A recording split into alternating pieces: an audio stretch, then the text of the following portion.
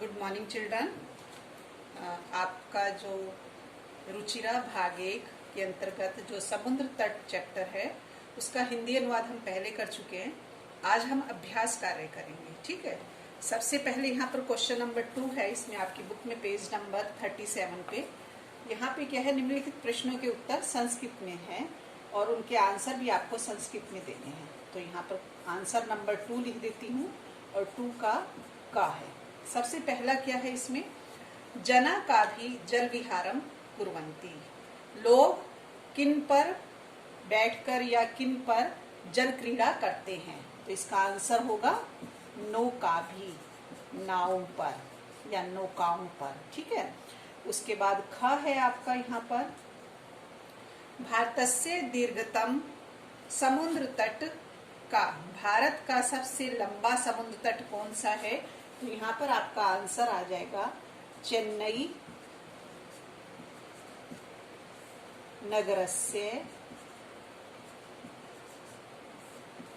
मैरीना तट। ठीक है, इसका ये नाम है। उसके बाद हमारा ग है यहाँ पर। ग क्वेश्चन क्या है यहाँ पर, जना कुत्र स्वैरम विहरती। लोग कहाँ पर बिना रोक टोक के घूमते हैं। तो आपका आएगा मुंबई नगरस्य जुहू तटे, यानी कि मुंबई नगर के जुहू तट पर लोग बिना किसी रोक टोक के वहां पर घूमते हैं। आगे नेक्स्ट है 4th वन, बालका बालुका भी किम रचयन्ति। यानी कि ये देखिए, बच्चे रेत से क्या बनाते हैं। तो बच्चे रेत से बालुका गृहम, रेत का घर बनाते हैं। ठीक है, वन वर्ड आंसर है ना, तो आपको वन वर्ड में ही लिखना है। कोची तटा केभ्य ज्ञायते। केरल तट यानी कि किस लिए जाना जाता है। तो ये होगा नारियल के लिए फेमस है ना। तो संस्कृत में नारियल को कहते हैं नारिकेल फलेते। नारियल के फलों के लिए जाना जाता है। ये आपका आंसर नंबर 2 प्रश्न उत्तर है, उसके वन वर्ड मैंने आपको आंसर यहाँ पर लिख दिए हैं। उसके बाद आपका पेज नंबर 38 पर नेक्स्ट उसमें फिल इन द ब्लैंक्स हैं। आपके पास हेल्पिंग बॉक्स दे रखा है। उस हेल्पिंग बॉक्स से आपने यहाँ पर सही शब्द चुनकर लिखना है। तो ये आपका आंसर 3 है और इसमें आंसर 3 का पहला वाला क्या है, देखिए यहाँ पर लिखा हुआ है कन्याकुमारी तटे त्रियाणाम सागराणाम डैश भवती। कन्याकुमारी के तट पर तीनों सागरों का होता है। क्या होता है, संगम। तो यहाँ पर राइट आंसर होगा आपका संगम। ठीक है, मिलन होता है। और उसके बाद आपका आ जाएगा ख वाला। ख में क्या है, भारत देशा इति कथ्यते। भारत देश कहते हैं किसे, आप यहाँ पर आएगा प्रायद्वीप। ठीक है, और उसके बाद ग है। ग में क्या है, जना समुद्र तटम आगच्छन्ति। लोग समुद्र तट आते हैं किस लिए, घूमने के लिए हैं, पर्यटनाय। यहाँ पर देखो पर्यटनाय में चतुर्थी विभक्ति है, के लिए आता है ना, तो घूमने के लिए। नेक्स्ट है बालेभ्य रोचते। बच्चों को अच्छा लगता है क्या, खेलना। तो क्रीड़ा, क्रीड़ा मीन्स क्या होता है, खेलना। नेक्स्ट है लास्ट वाला इसका, भारतस्य पूर्व दिशायाम अस्ति। यानी कि भारत के पूर्व दिशा में है बंगोपसागर, यानी कि बंगाल की खाड़ी। तो यहाँ पर होगा बंगोपसागरः। इसका मीनिंग होता है हिंदी में बंगाल की खाड़ी। तो ये आपके पास हेल्पिंग बॉक्स है, वहां से हमने राइट शब्द चुना है। उसके बाद तीसरे के बाद हमारा नेक्स्ट है 4th वन। 4th वन में क्या है, हमने मिलान करना है, सही शब्द सामने लिखना है।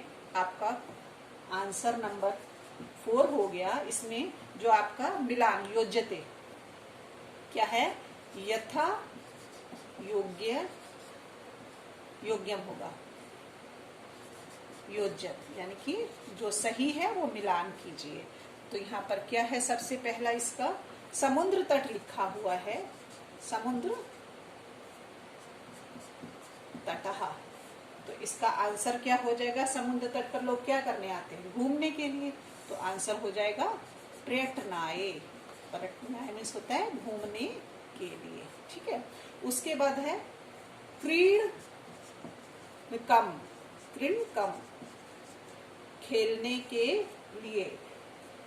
तो हो जाएगा खेलनाय। नेक्स्ट है दुग्धम। क्या होता है? दूध से पोषण होता है।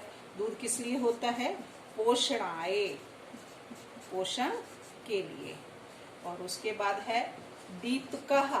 दीपक किस लिए होता है? प्रकाश के लिए। तो प्रकाशाय। ठीक है, ये राइट आंसर मैंने सामने इधर लिखे हैं।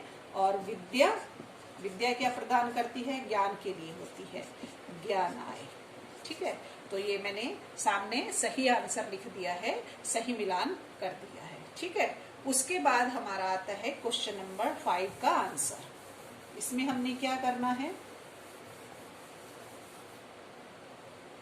आंसर नंबर 5 है। इसमें क्या है? देखिए यहाँ पर तृतीय विभक्ति। जब आपका चैप्टर शुरू हुआ था तो मैंने आपको बताया था कि इस चैप्टर में तृतीय और चतुर्थी विभक्ति का प्रयोग हुआ है करने, कर्ण से और संप्रदान के लिए। तो क्वेश्चन नंबर 5 में हमने यहाँ पर क्या करना है?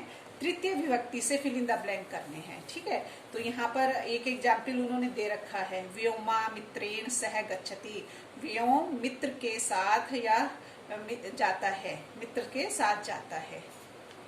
तो यहाँ पर हो जाएगा तृतीय विभक्ति का प्रयोग हुआ है। तो यहाँ पर क्या होगा? का आंसर बालकाः सह पठन्ति। तो आपका यहाँ पर क्या हो जाएगा? बालिका भी। आप जब शब्द रूप याद करोगे तो उसमें आएगा, बहुवचन में है बालिका भी। ठीक है, तृतीय विभक्ति का। और ख में क्या है? तड़ागा विभाति। तालाब में खिलते हैं, क्या खिलते हैं? कमल। तो बहुवचन में होगा तृतीय विभक्ति में कमलई। और ग है अहम अपि खेलामी। मैं भी खेलता हूँ। किससे? कंदुक लिखा हुआ है तो कंदुकेन, गेंद से। ठीक है। उसके बाद नेक्स्ट है अश्व सह धावंती। घोड़े साथ दौड़ते हैं। घोड़े घोड़ों के साथ दौड़ते हैं। तो बहुवचन में होगा यहाँ पर अश्वई। और नेक्स्ट है मृगा सह चरंती। हिरन साथ चरते हैं। किनके? मृगे के। बहुवचन में होगा तो मृगई होगा, मृगई। ठीक है। तो यहाँ पर तृतीय विभक्ति का आपका प्रयोग हुआ है और ये फिल इन द ब्लैंक्स है। यहाँ पर आएगा कंदुकेन से। ठीक है। उसके बाद आ जाइए आप आंसर नेक्स्ट क्वेश्चन पर। नेक्स्ट क्वेश्चन हमारा क्या है? यहाँ पर क्वेश्चन नंबर 6 है। यहाँ पे आपके सर्किल दिया हुआ है और आपने सेंटेंस बनाने हैं। ये आप स्वयं बनाएंगे। मैं एक्सरसाइज 7 आपको बता देती हूँ। इसकी आंसर नंबर 7। इसमें क्या है? यहाँ पर भी आपने चतुर्थी विभक्ति का प्रयोग करके जो सही है उनको यहाँ पे फिल इन द ब्लैंक्स हैं, रिक्त स्थान है, उनकी पूर्ति करनी है। तो सबसे पहले का है, मैं हिंदी बता देती हूँ। धनिका धनम ददाति। धनी धन देता है। किसके लिए? निर्धन के लिए। तो निर्धन के लिए संस्कृत हो जाएगी निर्धनाय। ठीक है। और उसके बाद ख है। यहाँ पर ख में क्या होगा? बाला विद्यालयम गच्छति। बच्चे विद्यालय जाते हैं। किस लिए जाते हैं बच्चे विद्यालय? पठनाय, पढ़ने के लिए। ग है सज्जना जीवंती। सज्जन लोग जीवित होते हैं। किसके लिए? परोपकार, परोपकाराय। ठीक है, दूसरों के ऊपर उपकार करने के लिए उनका जीवन होता है। किनका? सज्जन पुरुषों का। नेक्स्ट है प्रधानाचार्य पारितोषिकम यच्छति। प्रधानाचार्य इनाम या पुरस्कार देते हैं। किनको? छात्रों को। तो बहुवचन में होगा तो यहाँ पर होगा छात्रेभ्य। ठीक है। और लास्ट है यहाँ पर नमः। किसको नमः? तो यहाँ पर अध्यापक के लिए है शिक्षिकाएं। ठीक है। तो ये आपके फिल इन द ब्लैंक्स हैं, मैंने आपको यहाँ पर बता दिए। Question number 7। तो ये आपका जो समुद्र तट चैप्टर है उसका अभ्यास कार्य कंप्लीट हुआ। ठीक है, आप इसे नोट कर लीजिए अपनी नोटबुक पर।